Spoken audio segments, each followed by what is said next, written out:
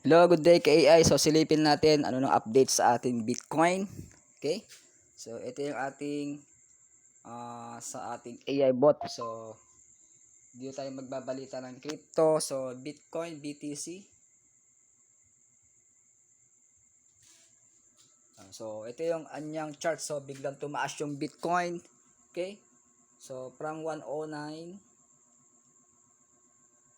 So 109 BTC. So sa loob ng isang araw, so pumalo na ang almost 114k ang Bitcoin. So paldo sa mga sumabay sa ating AI bot. Ayan ah. So ito, mas marami ngayon nagsesell. So based sa chart, so pababa yung Bitcoin, maaaring pababa yung Bitcoin or consolidation dyan sa 113k. So pwede pang tumaas yan, pumalo ng 115 to 116. Okay? So sa 4-hour chart, tignan natin. Ayan ah.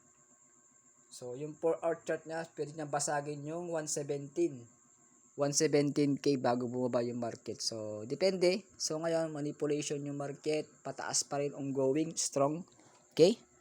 Ayan po yung ating kaganapan sa Bitcoin. So next nating balita yung sa nagtrending sa US, yung isang pastor, si Charlie Kirk. Anong kaganapan ngayon? So ito silipin na panoorin natin. Okay? Panoorin mo to hanggang dulo para updated ka sa mga nangyayari sa ating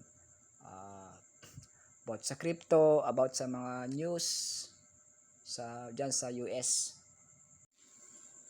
So ito yung mga kaganapan kay Charlie, okay? Yung binaril sa Amerika. So ano ba yung pangyayaring naganap kay Charlie Kirk? So ito yung kanyang ang daming mga nag-trending dito.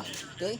So narito yung mga pangyayari kaugnay ng pagkabaril kay Charlie Kirk. So ang tanong nila, kailan at saan nangyari ito? So nangyari ito noong September 10, 2025 sa Utah Valley University sa Orem, Utah, USA. So ang event ay bahagi ng kanyang American Comeback Tour at may temang Prove Me Wrong. So ano nga ba ang nangyari sa mismong insidente? So si Charlie Kirk ay nagsasalita sa harap ng madla. So habang may question answer segment, so nang biglang may naputok mula sa isang malapit o kalapit na gusali. So siya ay tinamaan sa leeg. So yun yung nangyari sa kanya. So nagkaroon ng matinding pagdurugo mula sa sugat niya. So agad-agad naman siyang nagkaroon ng takot sa mga dadalo. So may mga tumakbo, naghugot sa lugar at nag-evacuate ang campus bilang pag-iingat. So based sa investigasyon, so meron silang suspect. So may isang suspect na inaresto agad-agad. So subalit hindi ito malinaw kung saan siya talaga ang may kagagawan ng pamamaril. Okay? So ayon sa ulat, so ang putok ay nagpapaputok mula sa isang building na tinatayang mga 180 meters ang layo mula kay Kirk. So yun. So medyo malayo din yun. So hindi pa rin klaro ang motibo sa oras ng ulat. Okay? So sa ano naman ang kalagayan ni Kirk? So sa unang mga ulat, so nasa critical condition si Kirk. Okay? Matapos siyang sugatan. Okay?